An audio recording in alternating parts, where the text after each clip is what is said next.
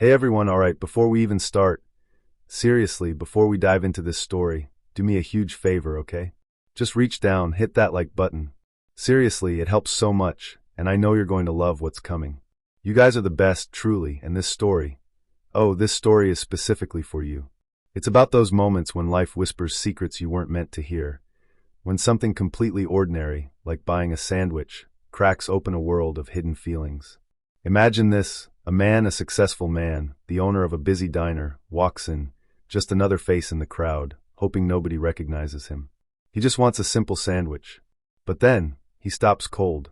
Two customers are talking, and what he hears, what drifts over to him, it's enough to make his blood run cold, to completely change everything he thought he knew. Have you ever had one of those moments? Where a casual conversation, not meant for your ears, just stops you in your tracks? Tell me in the comments below. I really want to know. Because this story, it's full of those moments. Layers of them. Like peeling back an onion, and with each layer, more truth, more pain, maybe even a sliver of hope. What could those customers possibly be saying that would affect the owner so deeply? A secret? A complaint? Something far more personal? Let's dive to see. The diner buzzed with the usual lunchtime rush. Silverware clinked, orders were called out, the smell of grilled onions and freshly baked bread filled the air. Down at the counter, a man in a simple jacket and baseball cap stood, looking like any other customer. This was Mr. Sterling. To everyone else, he was just Sterling, maybe a bit quiet, observing the menu. But Sterling wasn't just a customer, he was the customer. He owned this place. Every stool, every plate, every smiling, or sometimes not so smiling, face behind the counter, it was all his world. He was doing one of his rare undercover visits, just checking the pulse of the place without the fuss of being the boss. He needed to see it real, messy, unfiltered. He finally caught the eye of the server, a young woman named Maya. She had bright, kind eyes but looked tired. Deeply tired. Sterling ordered a simple turkey sandwich, toasted. He paid with cash, deliberately fumbling a little, watching how she handled it, how she smiled even when the line was long. She was polite, efficient. Good kid. He felt a flicker of pride. He stepped aside, waiting for his order, just watching the rhythm of his diner. That's when he heard them. Two voices from a booth nearby, low but clear in a sudden dip in the diner's noise. A man and a woman. He couldn't see their faces properly, just the backs of their heads. The woman, her voice tight with worry, said, "And I don't know how we're going to make rent this month, Leo. Not with the medical bills." Sterling paused, his hand half raised to adjust his cap. Medical bills? Rent? It was a familiar story in these tough times, a sad echo he heard everywhere. But he wasn't eavesdropping, not really. He was just there. The man, Leo, sighed heavily. "I know, Clara. I know. I thought, maybe I could ask for a small advance at the diner. Mr. Sterling, he seems fair." "But," Clara's voice dropped even lower, laced with a raw, biting fear. "But what, Leo? He's the owner. They see us as numbers, not people.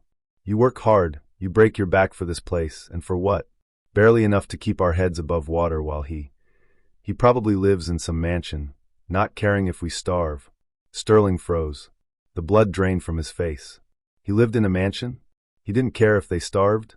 This was Leo. Leo who worked the grill every morning, who was always early, who trained the new staff patiently. And Clara, he didn't recognize the name. Was she Leo's wife?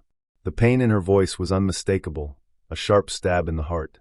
He felt a rush of heat, then cold. Anger? Hurt? A profound sadness?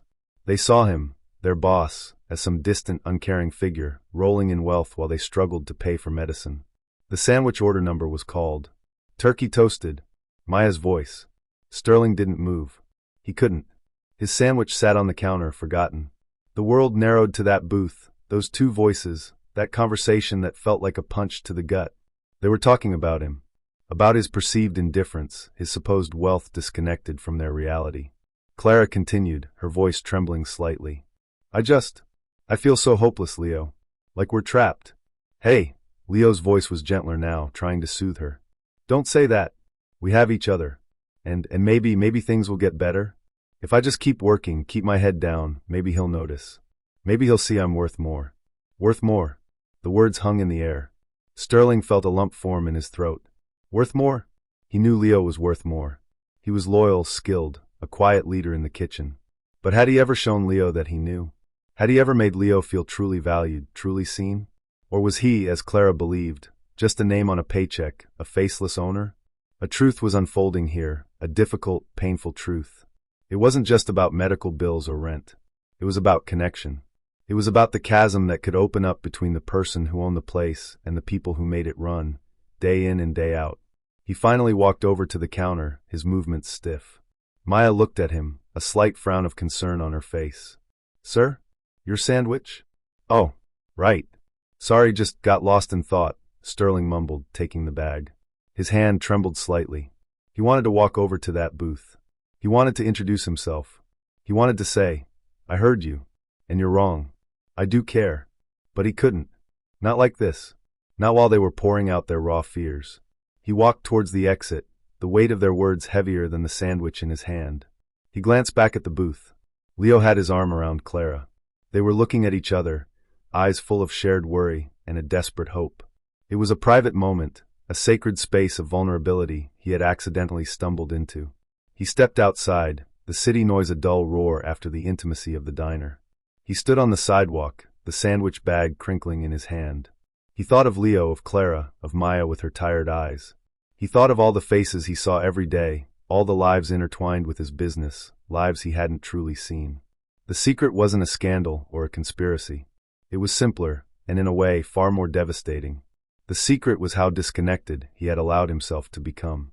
How his success, the very thing that provided their jobs, had created a barrier, a perception of indifference that wasn't true, but felt true to them. He didn't go home. He stood there for a long time, the sandwich getting cold.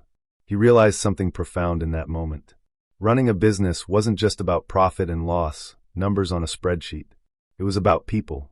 Their hopes, their fears, their quiet struggles. It was about building something together, not just owning it. He knew with absolute certainty that things had to change. He couldn't let Leo and Clara, or any of his employees, feel invisible or uncared for. Success measured only in dollars felt hollow now. True success, maybe that was measured in the well-being, the security, the genuine happiness of the people who made everything possible. He made a decision that day, standing on the sidewalk, holding a cold turkey sandwich. A decision born from eavesdropping, from an uncomfortable truth. It wasn't about being the boss from afar. It was about being present, truly present, in the lives connected to his own.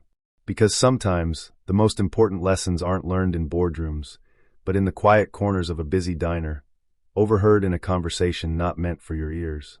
And sometimes, hearing the painful truth is the only way to truly open your eyes and your heart.